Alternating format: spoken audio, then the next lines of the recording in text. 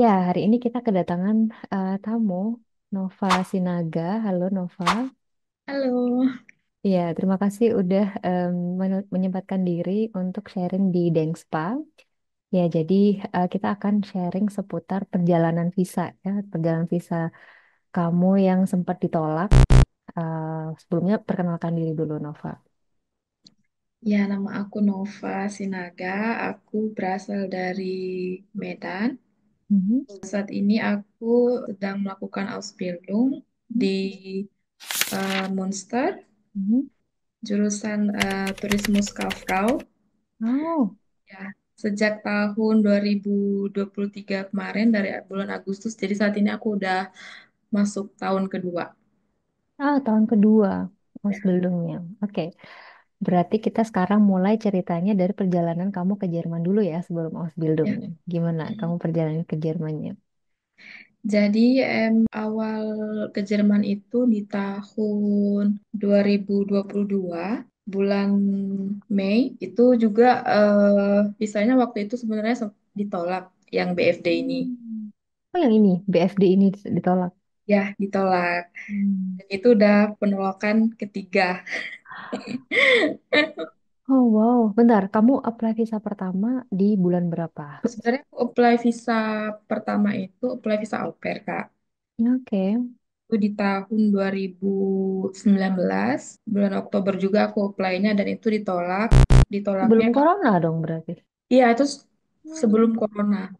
Oke, penolakannya karena, Penolakannya karena ya kedutaannya itu nggak yakin kalau aku bakal balik lagi ke Indo setelah program au pair. oh berarti Ruker Bradshaw ya. Ya, Hmm. genau. Dan pada saat itu aku telah dapat penolakan. Aku aju banding juga. Terus pokoknya ada surat pendukung dari GF-nya juga. Hmm. Tapi setelah beberapa bulan gitu ya, terus nggak dapet informasi apa-apa dari kedutaan. Akhirnya aku memutuskan untuk membatalkan remonstrasinya itu karena kita kan kalau mau apply visa baru, sementara kita sebelumnya ajukan aju banding, itu kita nggak bisa. Jadi aju banding itu harus dibatalkan dulu. Gitu. Hmm. Terus itu bandingnya aku batalin. Nah, pada saat aku batalin remonstrasinya itu, kalau nggak salah itu tuh udah masuk corona, Kak. Oh wow, 2020 berarti ya. 2020, ya. Hmm. Oh, udah masuk corona dan kedutaan kan sempat tutup ya Mm-mm. awal-awal. Nah, jadi di situ tuh kayaknya selang beberapa bulan, satu tahun, aku lupa. Karena di situ kan juga udah mulai harus nunggu dulu kalau mau dapet termin ke kedutaan. Gitu. Pokoknya, Lama lagi kan nunggunya. Hmm. nah, terus aku udah lupa juga yang apply kedua ini di tahun berapa pastinya, tapi itu ditolak juga. Dengan GF yang sama. Enggak, Oh, GF-nya beda. beda. Oke. Tapi ditolak lagi dengan Tolak alasan. lagi, ya alasannya ya sama lagi. Nah, Padahal yang motivation letternya kamu perbaiki, aku dirubah. perbaiki, Oh. sebenarnya sebelum mereka kirim surat penolakan itu, Mhm. mereka itu kayak kirim email, Mhm. nanya lagi gitu loh. Sebenarnya mau abis au pair ini mau ngapain kayak gitu. Oke.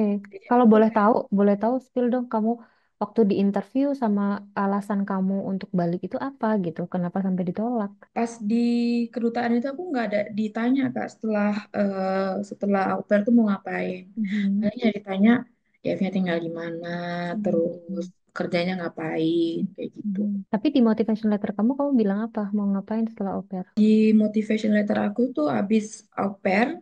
Nah, yang GF pertama itu aku tulisnya balik ke Indonesia dan bakal kerja di tempat aku yang kerja waktu itu. Mhm. Akan dulu kerja di bagian travel juga. Mhm. Ya, jadi aku sebutin tuh bakal kerja di situ lagi kayak Oh, gitu. oke. Berarti tidak ada improvement dari sisi karir gitu ya, mungkin kalau aku lihat. Mm-mm. Mm. Kalau Ya, kedua, yang kedua, kamu tulis kalau apa? kedua mau jadi guru. Oke. Berarti Rasanya mungkin dianggap plan mungkin ya, karena dulu ya, pengen apa, sekarang pengen apa. Oke. Mulai mm, ditolak, akhirnya ditolak lagi karena alasan itu. Akhirnya kedubes email. Sebenarnya kamu pengen apa sih gitu ya? iya. Mm. Heeh. Dan yang ketiga, yang pas aku apply BFD itu, aku di email lagi, Kak. Pokoknya Oh bentar, mereka, bentar sebelum BFD ini. Berarti kan kamu ini udah ditolak nih kedua kalinya. Terus GF kamu nyerah atau kamu yang nyerah sehingga kamu memutuskan untuk BFD aja gitu? akunya nyerah karena waktu itu umurku udah mau hampir 27. Terus dari pengalaman juga kan, karena yang sebelumnya juga aju bandingnya itu kayak nggak direspon sama sekali. Mm. Terus ya jadi aku kayak, "Ya udahlah gitu." Akhirnya kamu ya udah deh change aja ke BFD gitu ya. Mhm. Terus habis itu visa BFD ditolak juga. Ditolak juga.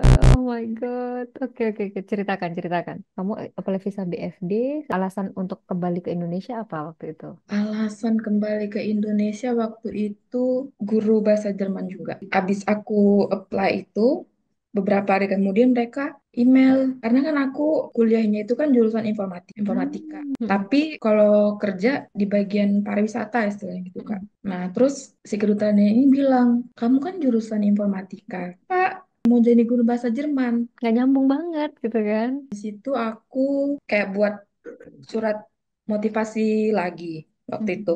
Mhm. Mhm. Panjang 2 halaman pokoknya. Hmm. Jadi di situ aku menjelasin kalau ya awalnya aku kenal kultur Jerman itu dari mana. Hmm. Aku jelasin dari festival film. Kalau di Goethe kan ada suka sering festival film gitu kan, Kak. Nah, Hmm. aku bilang aku pertama kali kenal kultur Jerman itu dari Goethe Institute, festival Hmm. film. Nah, dari situ aku kayak rasa ingin belajar bahasa Jerman itu timbul. Karena juga pas SMA, itu selain bahasa Inggris, di sekolah juga kita ada pelajaran bahasa Jerman. Nah, di situ aku tulis les bahasa Jerman di Goethe Institute, terus guru-gurunya asik, udah gitu di biblioteknya itu kan juga banyak buku tentang Jerman ya Kak. Jadi aku sering ya baca-baca buku tentang Jerman. Terus aku infoin ke mereka kalau aku tahu program BFD itu dari guruku. Hmm. Aku jelasin di Motivation Schreiben gue itu kalau guru-guruku di Goethe itu sebenarnya nggak ada background pendidikan bahasa Jerman sama sekali.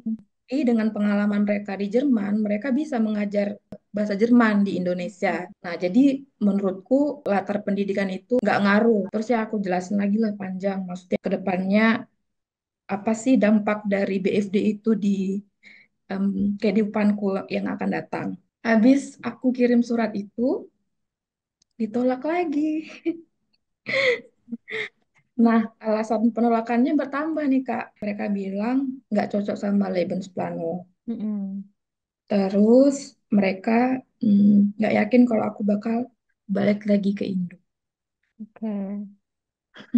Wow, oke. Aku udah agak merinding nih mendengar ceritanya. Terus gimana kamu bisa diterima? Nah, aku tadi udah catat tanggal-tanggalnya karena itu panjang banget. Pokoknya dari Iya.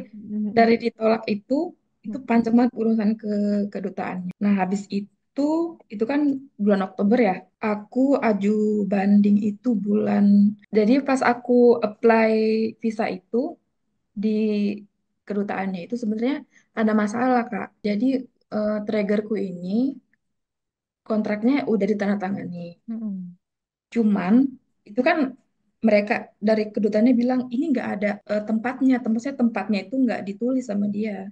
Jadi kan waktu tangan kan datum port terus datum. Oh. Nah Mm-mm. mereka itu nggak tulis, terus Hmm. kedutaannya nggak mau. Ya Oke. aku harus nunggu lagi. Pokoknya waktu itu aku nunggu sebulan karena itu harus Dikirim kan?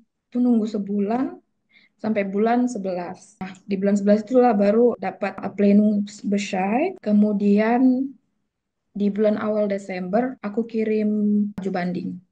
Oke, berarti di Ya, bulan November itu kamu ditolak lagi, habis itu kamu bulan Desember ngajuin banding. Eh, 2021. 2021. Oke. Setelah Desember itu Habis aku aju banding, seminggu kemudian kalau nggak salah, kebetulan nelpon. Dia bilang, bisa nggak interview? interview lagi. Mhm. Aku kan seneng lah di situ. Ih, berhasil gitu kan. Terus ya udah interview minggu depannya, itu Desember juga Kak, sebelum Natal. 22 Desember. Kamu ke Dubes, ke Jakarta. Iya, Oh, oke. jadi waktu itu interviewnya bukan sama si orang yang biasanya nerima antrak kita Kak, tapi kayak orang Jermannya langsung gitu. Wow, oke. Itu interviewnya. Awalnya dia nanya, kamu kan udah 2 kali nih apply Mm-mm. sebelumnya au pair. Mm-mm. Kenapa sekarang BFD? Kata Mm-mm. dia gitu. So aku bilang, ya karena aku udah lewat dari 27 tahun. Kan au pair cuma sampai 27 tahun. Aku Mm-mm. bilang gitu. Dia nanya lagi, di suratku itu Kak, aku tulis kan aku tahu program BFD dari guru Goethe. Mm-mm. Dia nanya di situ, Siapa? siapa nama gurumu? Kata dia Pada gitu. guru-guru. "Ah, ya udah aku sebutin aja guru yang ngajarin aku di Goethe gitu kan." Kata dia, nah di surat demonstrasi itu juga kalau efek dari BFD ini bakal bermanfaat buat aku karena kan aku dulu stylenya itu di Altenheim. Tapi aku pas di Altenheim itu aku nggak flege cuman kayak di bagian sosialnya gitu. Mhm.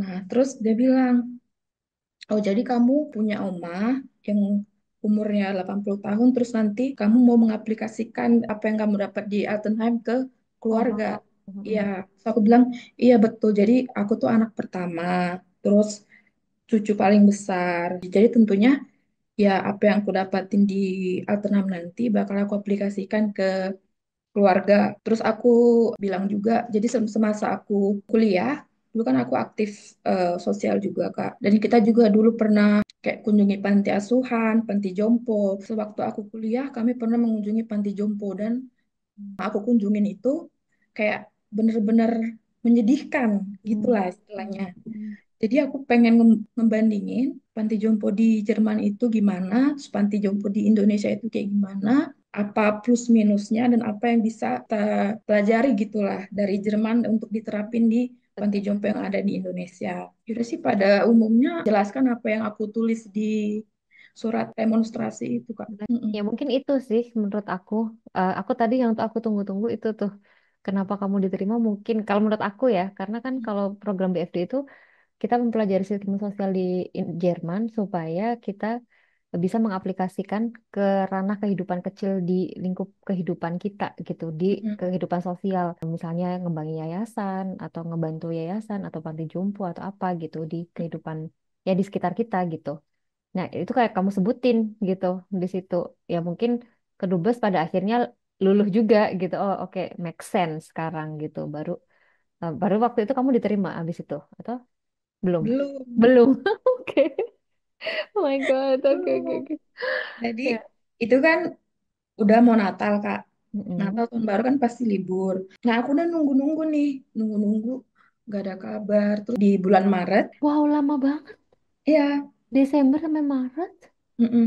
Oh my God. Pas aku interview yang kedua Mhm. sama si bosnya itu yang orang Jerman, itu kan aku bawa dokumen pendukung Kak dari Traeger. Mhm. Jadi pokoknya abis aku ditolak itu aku langsung email Traegerku, aku ditolak dengan alasan ini. Pokoknya surat demonstrasiku sama surat dari kedutaan itu aku kirim ke Traeger dan aku bilang ke Traegerku, ya aku mohon kalau bisa kalian membantu gitu dengan surat pendukung apapun, aku bakal sangat bersyukur gitu kan. Terus mereka kirim 2 surat Kak pada waktu itu. Pertama surat dari Bundesministerium für Familie, Mhm. terus dari Traegernya langsung. Isinya ya intinya jangan mempersulit gitu istilahnya lah. Terus di bulan Maret Traegerku kirim email. Ternyata si kedutaan itu langsung tektokan ke Traeger Mhm. bahwasanya passion geldku tuh kurang. Kalau nggak salah kurang 35 euro per Oh, bulan. Jadi kedutaan itu meminta supaya passion geldnya itu naikin. dinaikkan atau aku harus buat spare konto dengan ya jumlah 35 euro per bulan itu kan. Ya triggerku ngejelasin lah kalau istilahnya mereka selama ini juga ngehandle 100 freiwilliger dari beberapa negara juga yang butuh visa dan sebenarnya Gak ada Russian Guild masalah. gak ada masalah sama sekali. Terus kenapa sekarang bermasalah gitu Mhm. istilahnya. Dan kalaupun ini ada perubahan atau mereka harus merubah menaikkan Tyson Guildku itu nggak bisa cepat. Itu perlu ya mereka kan harus kontak Ansar Stellen-nya lagi dan lain-lain. Jadi mereka memohon kalau bisa jangan gitu loh. Mhm. Dan mereka nggak mau kalau aku juga harus buat spare konto untuk BFD. Dan akhirnya dari 1 Maret itu aku masih juga nih si kedutaan belum Mhm. nyimel aku. Oke. Terus aku inisiatif email sendiri kan. Ke kedubes. Ya, aku email, aku jelasin kalau informasi dari trigger yang mereka terima dari kedutaan, katanya aku harus buat spare konto. Hmm. Informasikan berapa nominal yang harus aku buat di spare konto Hmm. itu supaya bisa cepat prosesnya gitu kan. Nah, terus 10 hari kemudian aku baru dapat dari email kedutaan. Hmm. Mereka nanya, kapan mau ke Jerman? Mereka butuh tanggalnya, Kak. Mau ke Jerman, terus aku udah kasih tahu tanggalnya. Terus mereka balas lagi. Ini balasnya tapi lama, Kak. Hmm. Seminggu kemudian gitu kan. Mereka bilang kalau tanggal segitu Belum asuransi versi. incomingku itu udah ya versi Herungku itu udah nggak berlaku 180 hari lagi. Jadi aku harus update incoming versi Herungku itu supaya Ada masih aja ya. ya pokoknya aduh Ada aja. pokoknya Oke. aku harus update itu incoming versi Herum yang masih berlaku 180 hari dari tanggal keberangkatan. Aku update lah nih incoming versi Herum. Itu pun prosesnya lama kan karena aku harus nunggu kontak si TK-nya lagi, terus nunggu lagi dan lain-lain. Karena aku update, aku kirim, mereka balasnya Kak lama. Oh Tuhan, balasnya lama sampai akhirnya versi Herum itu nggak berlaku 180 hari lagi dari tanggal yang aku Keberangkatan. inginin gitu. Hmm. Mereka balas, ini asuransinya udah nggak berlaku 180 hari kata dia kayak gitu kan. Hmm. Padahal di situ kan bukan salahku, Kak. Iya, Jadi waktu karena itu mereka sendiri yang molor. iya, aduh, Aman. Hmm. oh God. Iya, iya, iya. I know. Ini aja udah ngedenger ini udah lelah ya, apalagi mengalaminya ya. Terus, terus, terus. Ini berarti udah 2022 ya? Ya 2022 Maret. Oke. Aku mikir lagi nih. Ini pasti mereka lama lagi balasnya kan. Kalau misalnya aku mau ubah lagi, aku tuh kayak mikir ya udah buat kayak tanggal 1 bulan kemudian. Mhm. Jadi tanggal terbarunya itu yang aku infoin ke si kedutaan itu 1 bulan kemudian. Dan akhirnya disitu bisa akhirnya aku dapat email yang menginformasikan, oh kami butuh passwordmu nih untuk mengambil visanya. Terus aku tuh kayak akhirnya Oh my God. Itu kapan? Tanggal berapa tuh? 13 April. Oh my God. Berarti mau interview lagi akhir Desember, baru April. Itu tuh 4 bulan, 5 bulan. Oh my God. Tapi untungnya Traeger sama Arbeitsstelle mau nunggu ya. Iya, itu aku memang beruntung banget sama triggerku itu.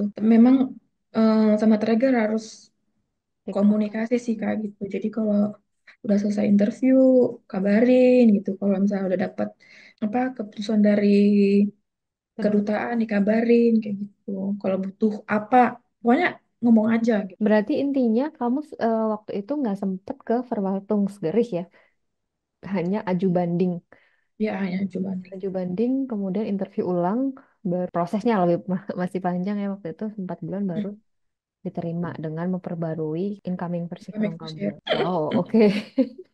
Tapi akhirnya ini juga ya, keterima juga lah gitu ya setelah 2 kali penolakan visa au pair, change ke visa BFD yang aku tuh selama ini belum pernah dengar gitu ya, change. Kemudian dua visa ini kan kebetulan juga sekarang berat ya, maksudnya banyak penolakan gitu. Yang nggak Mm-mm. tahu berapa puluh persen gitu ditolak, dari 100 orang mungkin ditolak banyak banget lah intinya gitu. Dan kalau mau change biasanya mereka maunya change ke visa Ausbildung karena lebih banyak diterima gitu. Dan kamu ini salah satu yang pejuang gitu loh maksud aku, yang bisa sampai diterima bener-bener, mulai dari visa au pair ditolak 2 kali, visa BFD ditolak Terus lagi. Oke, terima kasih banyak ya Nova. Dan mungkin kamu ada pesan nih buat teman-teman. Apa sih selama kamu memperjuangkan visa kamu itu, apa yang bisa kamu ambil hikmahnya, atau apa yang bisa kamu saranin nih buat teman-teman yang mau berjuang di, mungkin yang nonton ini mungkin sedang putus asa visanya ditolak juga ya kan, pasti banyak ya kan, atau ada temannya yang lagi nanti berjuang gitu, apa yang harus diperjuangkan dan apa kata-kata yang bisa kamu katakan buat teman-teman. pokoknya aku itu dulu kan memang pengen banget ke Jerman. Terus Mm-mm. pas bisa aku ditolak terus, aku mikir Hmm. bisa nggak sih aku ke Jerman gitu. Tapi kayak dalam hati kecilku itu ngata mengatakan kayak bisa pasti suatu saat aku pasti di Jerman. Cuman kapan aku nggak tahu kan. Mm-mm. Nah, eh, untuk teman-teman yang mau mau ke Jerman, kalau kamu punya mimpi, harus tetap kerja keras untuk mimpi kita, karena pada akhirnya, walaupun itu susah, tapi kalau kita suatu saat bisa mencapai mimpi kita itu, kita kayak ada rasa puas tersendiri. Ya percaya kalau mimpi itu bisa kenyataan. Mm-mm. Traum Mm-mm. wird wahr. Wow, oke oke oke. Terima kasih Nova atas inspirasinya. Aku eh, surprise banget sih cerita kamu ini bener-bener strong. Aku melihat kekuatan gitu ya di cerita kamu ini dan aku yakin ini yang menonton, yang melihat, yang mendengar ini pasti juga bakal dapat sedikit kekuatan gitu ya. Mungkin nanti ada yang ditolak atau ada yang mungkin sekarang lagi lelah gitu untuk Hmm. memperjuangkan mimpi ke Jerman, tetap stay in faith ya intinya ya bahwa kita percaya dan kalau misalnya memang waktunya pasti pintu itu terbuka ya pintu kedubes. Kedubes itu pintu terakhir teman-teman gitu loh. Jadi kalau itu ditolak, pintu itu ketutup itu pasti susah untuk ini. Tapi ya nggak ada yang nggak mungkin gitu ya pasti. Kak. Ya, pokoknya selagi kita bekerja keras, terus memang ada niat, ya dibarengi dengan doa, pasti Mm-mm. tercapai. Nah, sebenarnya waktu aku dapat visa itu, Kak, Mm-mm. seneng, pasti seneng. Tapi entah kenapa, di situ sebenarnya aku ragu lagi. Aku takut gitu. Aku takut ke Jerman. Nggak tahu kenapa tiba-tiba aja kayak gitu. Ada perasaan takut ke Jerman, padahal aku udah ngedapetin apa yang selama ini aku pengen. Inginkan Kan ya. maksudnya aku udah ada visa. Terus kayak aku bener-bener ragu, apalagi satu hari sebelum aku terbang, Mm-mm. aku itu bener-bener nanya diriku Ketakutan lagi, gitu. Mm-mm. apa ini yang bener-bener aku pengen, kayak Mm. gitu. Terus apa aku memang benar-benar kuat, karena di Jerman aku nggak punya teman. Mm. Di tempatku yang baru waktu itu aku benar-benar sama sekali nggak punya teman dan nggak ada siapa-siapa gitu. Aku Mm. takut waktu itu Kak, langsung benar nangis. Pokoknya, Mm. aduh, itu malam terakhir di rumah aku kacau pikirannya. Tapi kayak aku berdoa, terus aku membulatkan tekad, aku bakal bisa Mm. ngejalanin itu. Pas sampai di Jerman, aku kan tinggal di Freiburg Kak waktu itu. Ini tuh kayak the best decision I've ever made in Mm. my life. Mm. Karena aku bener-bener puas dengan keputusan yang udah aku ambil. Aku bener-bener ngerasain kayak ini memang jalanku. Memang jalanku harus panjang, memang harus ditolak Ya. 3 kali, harus ngubah incoming versi hurufnya berkali-kali. Tapi pas udah ngelewatin itu semua tuh kayak it's worth it. Richtig gelohnt. Iya, jadi kamu di situ juga lagi jadi menghargai perjalanan dan kehidupan kamu di sini juga ya. Hmm. Iya, benar. Oke, makasih banyak hari ini Nova untuk sharingnya dan ini pasti berguna buat Sobat Dengspa dimanapun berada ya. Kita akan ketemu lagi di sesi sharing dan pembelajaran selanjutnya. Sampai ketemu di sesi sharing selanjutnya. Cheers.